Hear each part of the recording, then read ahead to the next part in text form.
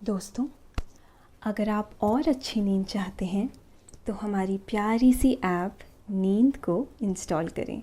इस ऐप पर आपको एक्सक्लूसिव स्लीप स्टोरीज़ मिलेंगी और आप बिना यूट्यूब प्रीमियम के भी इन स्टोरीज़ को बैकग्राउंड में सुन सकेंगे। इंस्टॉल करने के लिए आप हमारी वेबसाइट neend.app पर ज़रूर आइए और अच्छी कहानियाँ, स्लीप म्यूज़िक, कुछ टिप्स सुनने के लिए इस चैनल को सब्सक्राइब कीजिए। अगर आपको पायल यानी मेरे द्वारा कही गई और भी कहानियां सुननी है तो कमेंट करके मुझे जरूर से बताएं। लाइक, शेयर और सब्सक्राइब करके हमें सपोर्ट करें। नमस्ते, मैं हूँ पायल। आज हम आपको सुनाते हैं पौराणिक कथाओं से प्रेरित कहानी। पार्वती जी ने जब पर्वतराज हिमालय के यहाँ जन्म लिया तो पूरा हिमालय क्षेत्र अलौकिक रूप से सौंदर्य की प्रतिमूर्ति बन गया। दूर दूर से ऋषि मुनि वहां आकर रहने लगे। उन्होंने अपना आश्रम भी बना लिया। यही नहीं, वहां पर पंछियों का भी जमघट लगने लगा। एक दिन पर्वतराज के यहाँ नारद मुनि जी पधारे। उन्होंने हिमालय से कहा कि आपके घर जन्मी कन्या विशेष गुणों वाली है। आपकी इस कन्या का विवाह शिवजी के साथ होगा। इसके लिए इसे कठोर तपस्या करनी होगी। इस तपस्या के लिए आप लोगों को जरा भी चिंतित होने की जरूरत नहीं है। ये कन्या सब कुछ कर लेगी। पर्वतराज हिमालय ये बात सुनकर अति प्रसन्न हुए। मगर फिर आगे क्या हुआ इस कहानी में, ये हम आपको बताएंगे। मगर पहले आप अपने आसपास की सारी लाइट्स ऑफ करके आराम से लेट जाएं। अपनी आंखें धीरे से बंद कर लीजिए।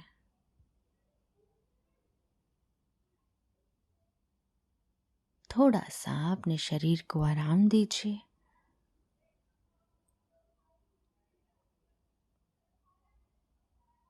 थोड़ा और आराम। अपने शरीर को बिल्कुल ढीला छोड़ दीजिए।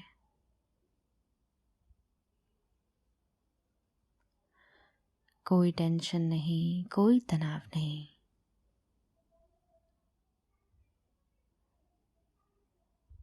अपने दिमाग में चल रहे सभी विचारों को, चिंताओं को त्याग दें।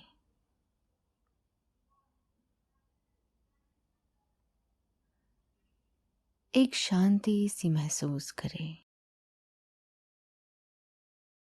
सभी नेगेटिव पॉजिटिव विचारों को धीरे धीरे निकाल दें।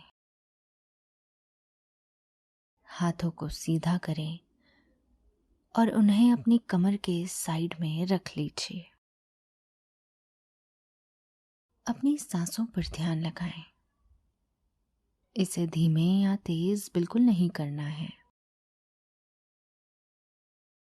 बस ध्यान देना है कि कैसे वो आपके नाक, गले में होते हुए आपके अंदर प्रवेश कर रही है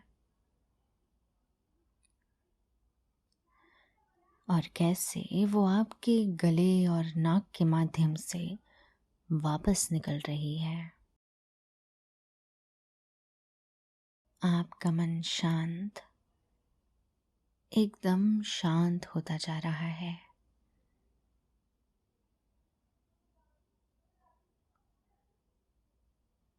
आप बहुत अच्छा महसूस कर रहे हैं।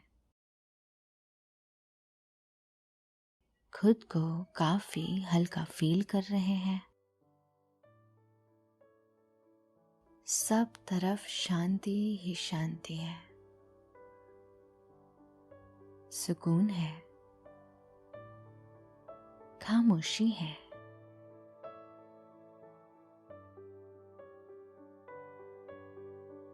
तो चलिए दोस्तों, शुरू करते हैं आज की ये कहानी। राजा दक्ष की कन्या सती ने तपस्या करके ये वरदान ले लिया था कि वो हर जन्म में भगवान शिव को ही पति के रूप में पाए। इस तरह से कालांतर में उन्होंने पर्वतराज हिमालय के घर में जन्म लिया। उनके जन्म लेते ही हिमालय का मानो कायाकल्प ही हो गया।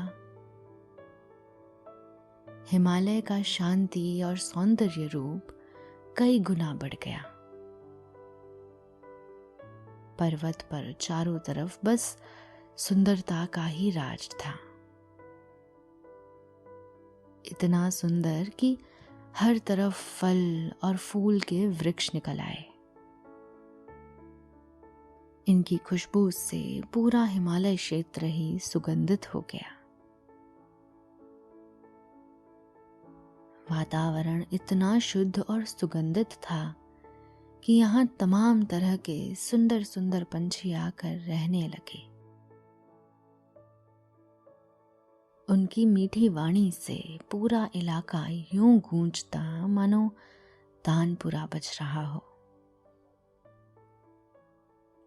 तमाम पशु भी मिलजुल कर रहने लगे। पूरे इलाके में तमाम तरह की मणियों के खाने उत्पन्न हो गई। यहाँ से कई नदियां पवित्र जल लेकर बह निकली। हिमालय का यह कायाकल्प किसी से छिप ना सका। परिणाम ये हुआ कि वहां के सौंदर्य और शांति से अभिभूत होकर दूर दूर से तमाम ऋषि मुनि वहां तपस्या करने के लिए आने लगे। कई ऋषियों ने वहां अपना आश्रम बना लिया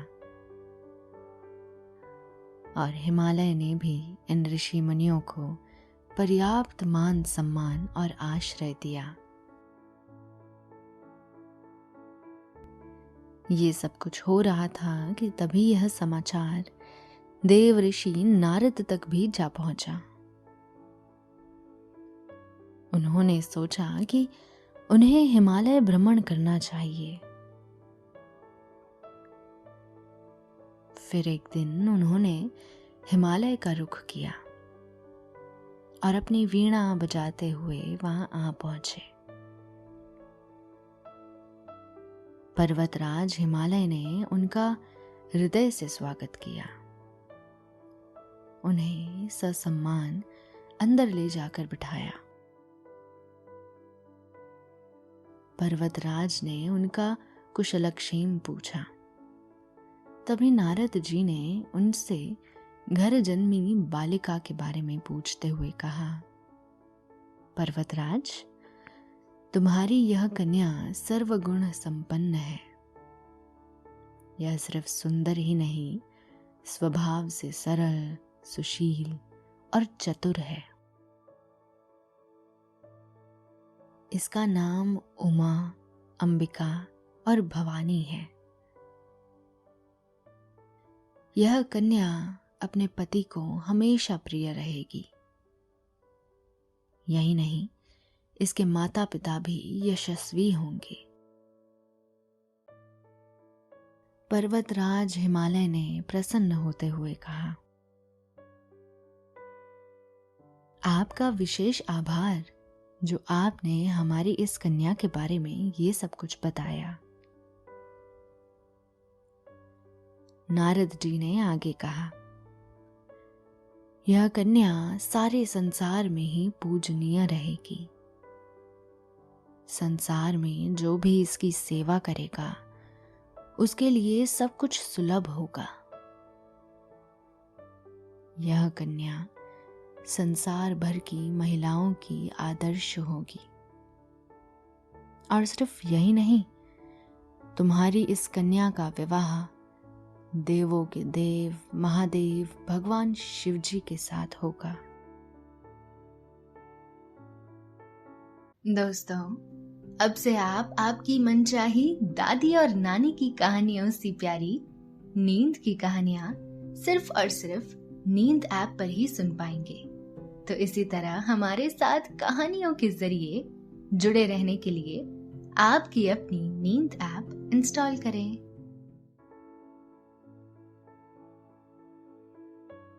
शिवजी से विवाह की बात सुनकर पर्वतराज हिमालय और उनकी पत्नी को बहुत प्रसन्नता हुई।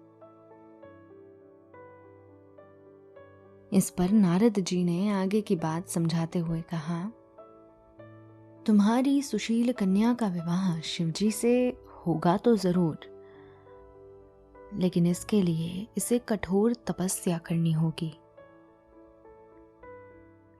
यह तपस्या कठोर जरूर होगी, लेकिन तुम्हारी यह बालिका इसे आसानी से कर लेगी। तुम लोग जरा भी चिंतित मत होना, क्योंकि भोले शंकर अपनी आराधना से शीघ्र ही प्रसन्न हो जाते हैं। वह अपने भक्तों का सदैव ही ख्याल रखते हैं। वह अपने भक्तों का सदैव ही ख्याल रखते हैं।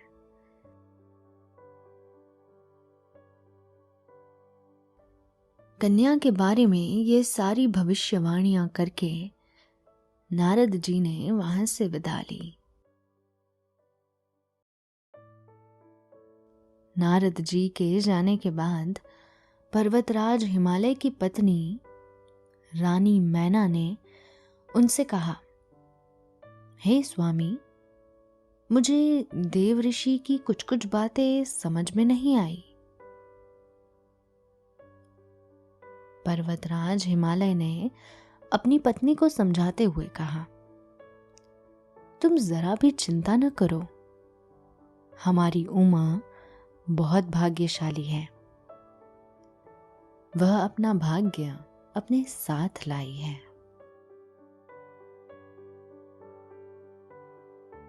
बस उसे अपने भाग्य को जगाने के लिए तपस्या करनी होगी। यह तपस्या ही उसे अपने जीवन में सुख और शांति दिलाएगी। बस यही बात देव ऋषि नारद कह गए हैं। पर्वतराज हिमालय की पत्नी रानी मैना ने कहा, मेरा कहने का आशय ये है कि मेरी प्रिय पुत्री का विवाह किसी सुयोग्य वर से ही कराना।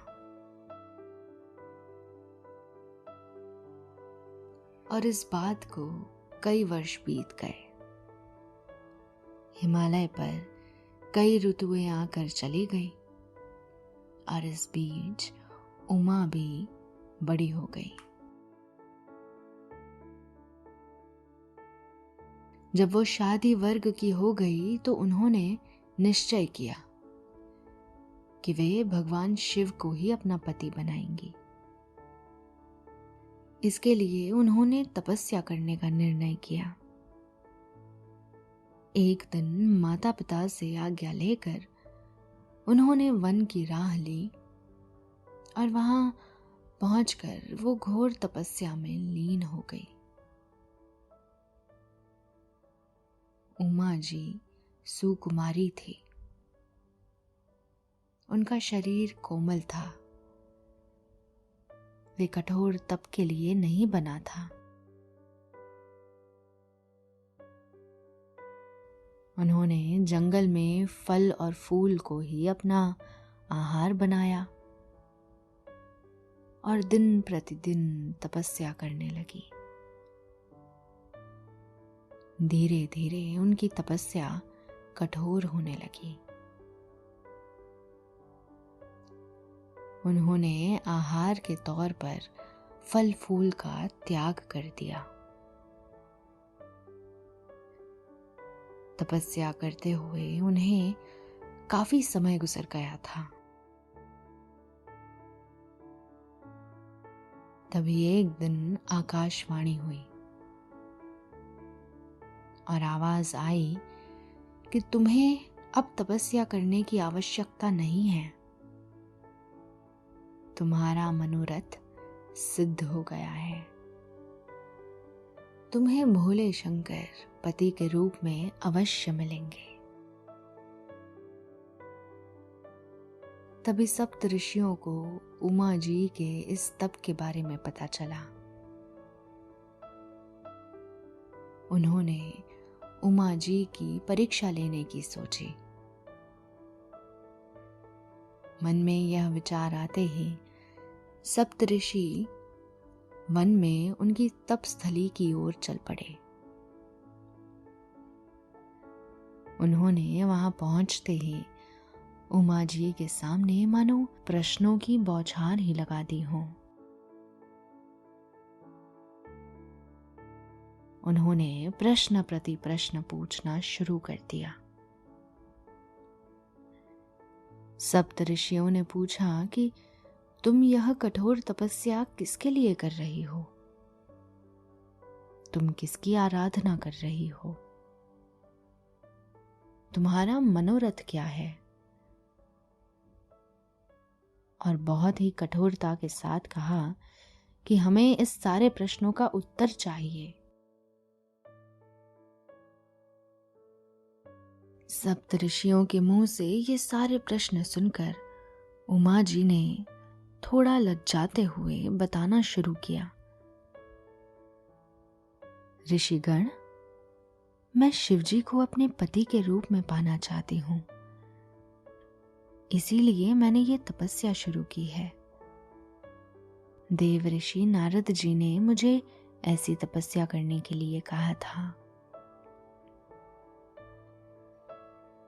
उमा जी की मासूमियत भरी बातें सुनकर सप्त ऋषियों ने मुस्कुराते हुए कहा, तुम पर्वतराज की बेटी हो, इसीलिए तुम्हारा नाम पार्वती है।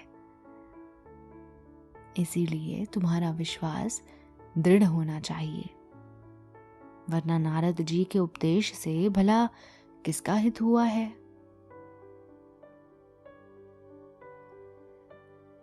इसके बाद उन्होंने पार्वती जी से नारद जी के बारे में बताना शुरू किया।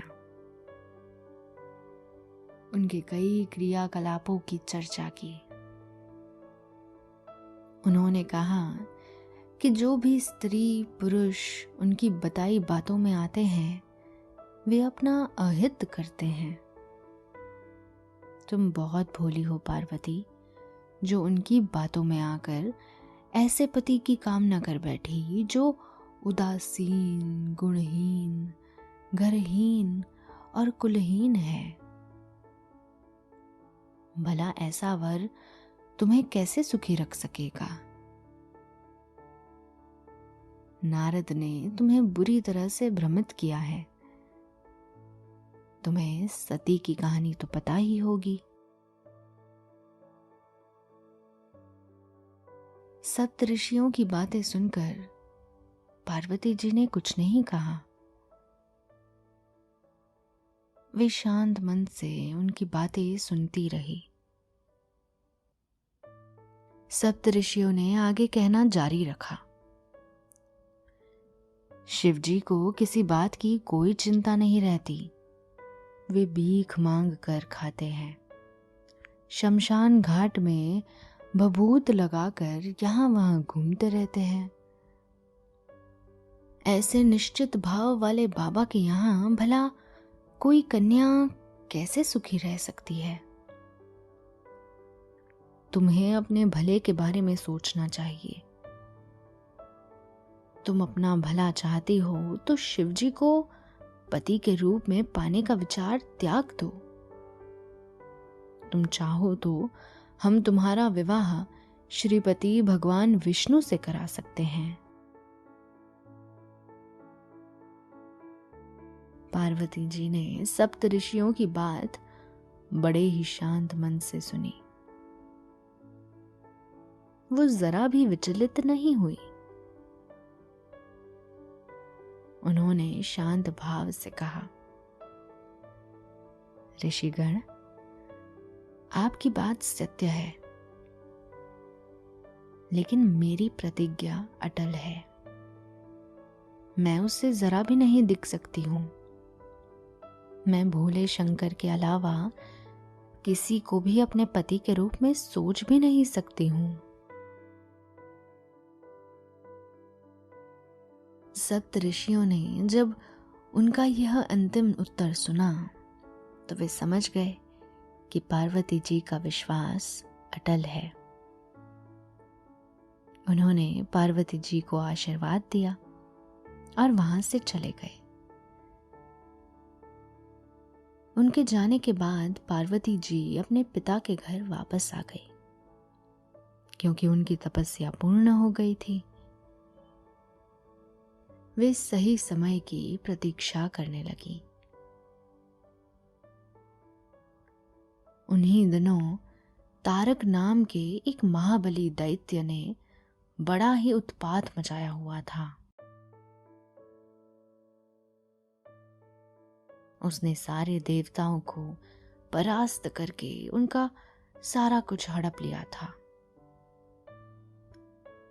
देवतागण उससे दोबारा युद्ध करने का साहस नहीं बटोर पा रहे थे।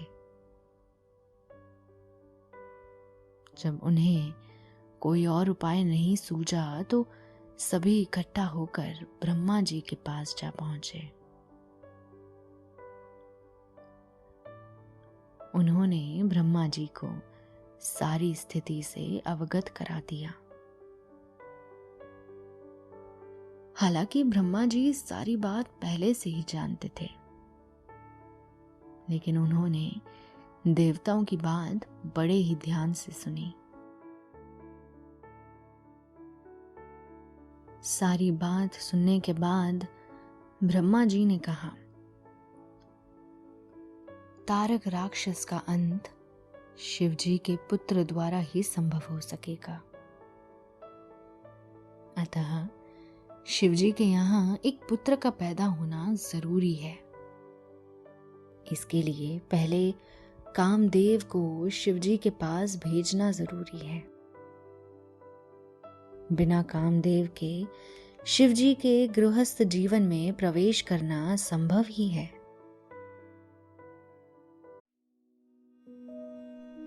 दोस्तों, अब से आप bedtime stories, guided meditations, relaxing music, इन सब का आनंद नींद ऐप पर ही उठा सकते हैं। सभी देवता कामदेव के पास पहुंचे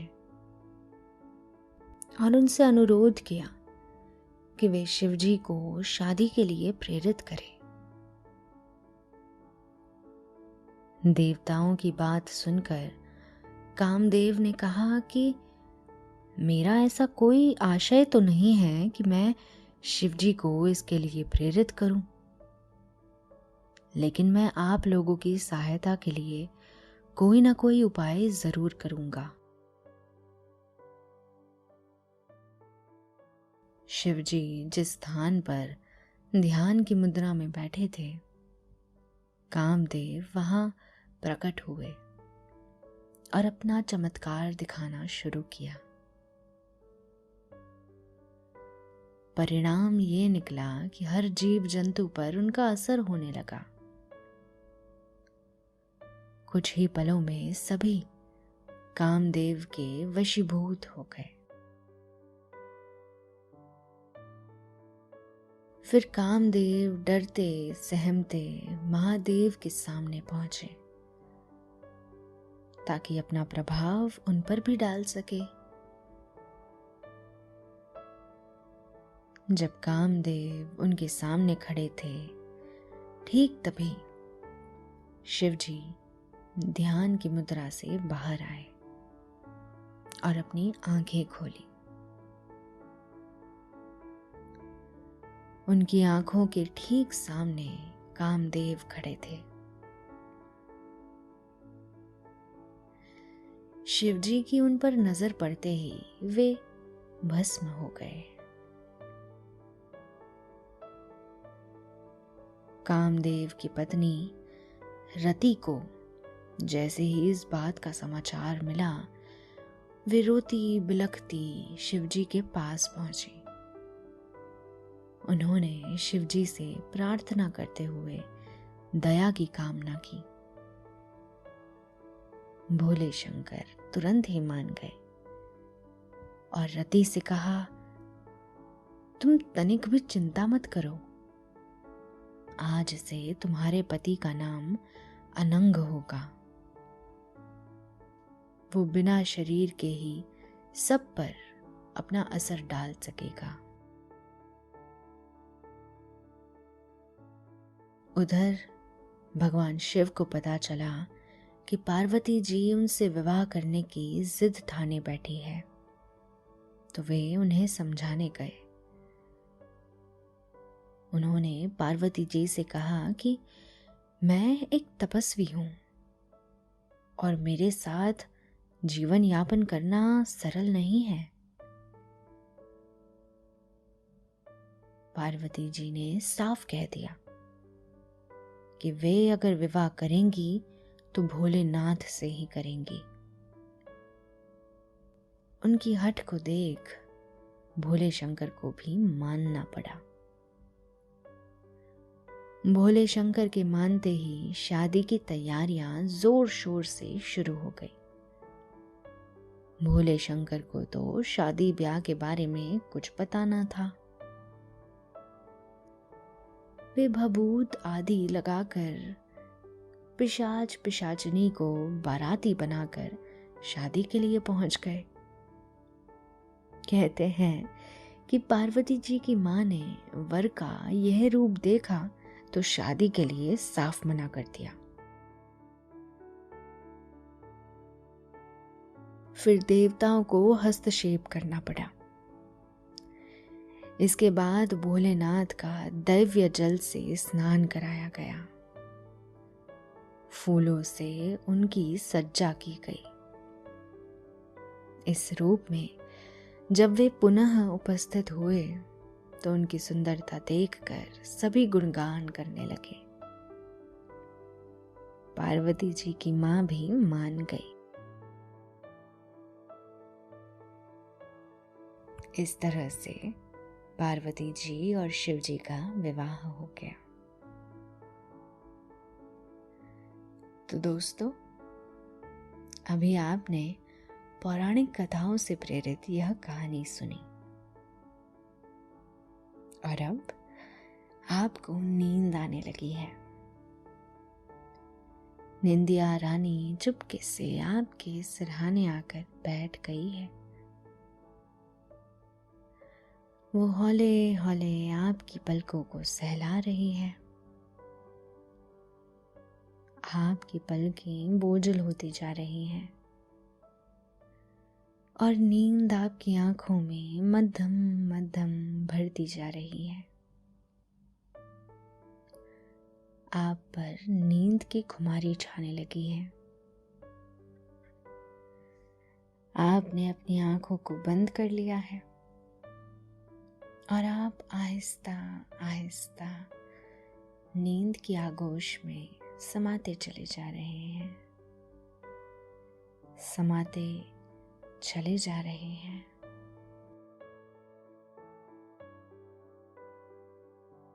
शुभ रात्रि, शब बखैर, गुड नाइट।